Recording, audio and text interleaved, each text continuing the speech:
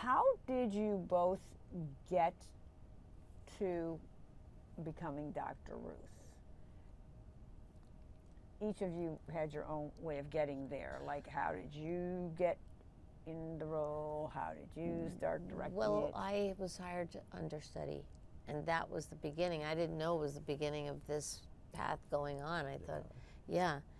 And that one was Stephen directed that production? No, it was no. because you've been directed by a couple of different people. And I was not directed by the woman who directed.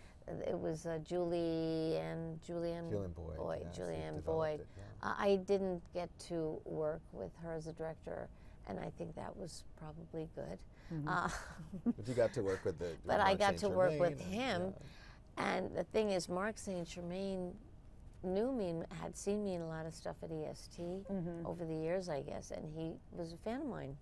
He's the playwright. We hadn't mentioned. He's the Right, playwright. yes, the great mentioned Mark him earlier, St. Germain. and yes, Mark St. Germain, yes. One of the most done playwrights in the country, I think, right? But he's a lovely, lovely man, and I did, Annie. You're playing Dr. Ruth, and I wanted to ask, what is it required for you to get there? And is she with you every time you do the piece? I think she's more there now. Yeah, well, I want to talk about that too. What it was like doing the play when both of you, when she was living and now.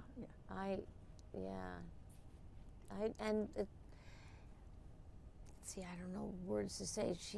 I mean, I really, I just really feel deeply, humility is the first thing. Right. One better bring to it. You know, and I really studied her videos and studied and studied and studied, and I watched, and thank God for, he would send me things that he would say, look at this, you know, how she says this, and you know, he gave me great direction, you know, and he allowed me to, and he always made me feel safe. I just sing your praises there. Yeah, and he and he trusts me, and you know, we both work hard at it, but we are happy working together, and it's more and more interesting. And anyway, it's really an honor. You know, it's really an honor. So since we sort of were there, and maybe you're going to jump in. I just wanted to say about this that we sort of Dr. Ruth was a part of the first few times we did it, including Cincinnati, where she was on speakerphone a couple of times with us. With the room, we called her up.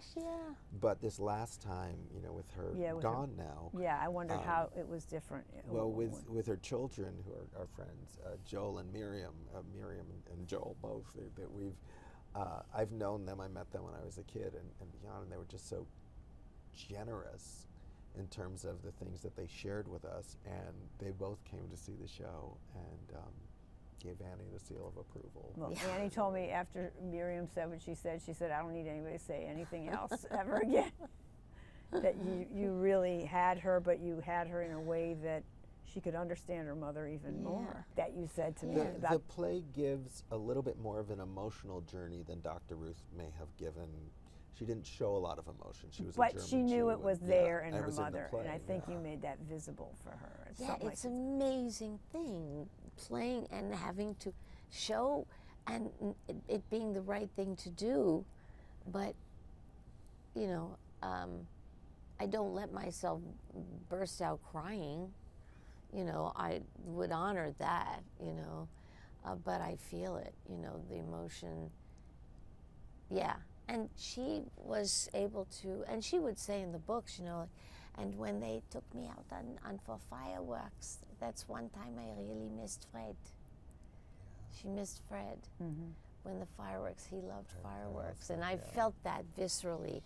You know, having a husband who died, like I knew exactly that feeling, and she wrote it, but you know, she probably felt that very silently herself with everybody and didn't say it there or anything, you know. You know what I found when I saw this play in this production, it was so, in watching the play and watching Dr. Ruth and being in that space, I really loved, and you can talk about how it worked or how you got to that, activities, there's always like there's independent activities, and there's, so sometimes the action and the punctuations and the space in between the physical that brought out a story, or the story was coming out and then a physical was attached to it, was really quite breathtaking to me in watching that play. Wow, thank you. Because a bubble wrap falling off something, and all of a sudden there being a picture, and then all of a sudden a memory comes, or vice versa. I want to shut that memory down, so I'm putting the bubble wrap on it and I'm sticking it in a box. It just was like out of belief, not for me because I'm an actor person, but you know, it just was stunning. And I don't know how that all went on, because I don't know if you walked around ever seeing her pack her stuff or anything like that. You know who she is, but, and I don't know how you two came up with the stuff, and has it evolved differently over the years? Is it more? Because it really, everything punctuates everything, and it's like, yeah, it's just, yeah. I think Mark St. Germain really wrote the beats of Ruth, and where she gets lost in certain things and realizes she's not going to share it with the public. But Annie is kind of, each time it's been different. We looked at some production photos of different productions and went, what, we did that? Because every time it's been emotionally different in the space and with where we are. But Annie's very good at getting into the physicality of Ruth, and Dr. Ruth always was moving forward and really wonderful at finding the places where something would stop her, or where she needed to use the activity to, you know, realize that she couldn't share this with. Or you found a beautiful, beautiful moment when she reveals that she's moving because her husband has died, where we used his actual photo.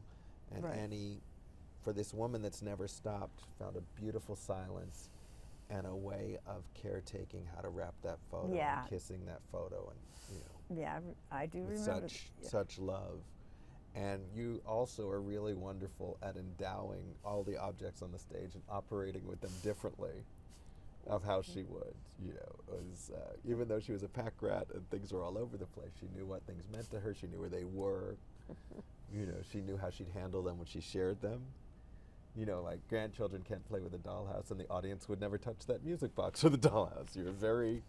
You endowed everything so beautifully that evolved wonderfully from Annie, wonderfully from the writing, and then sort of I was the observer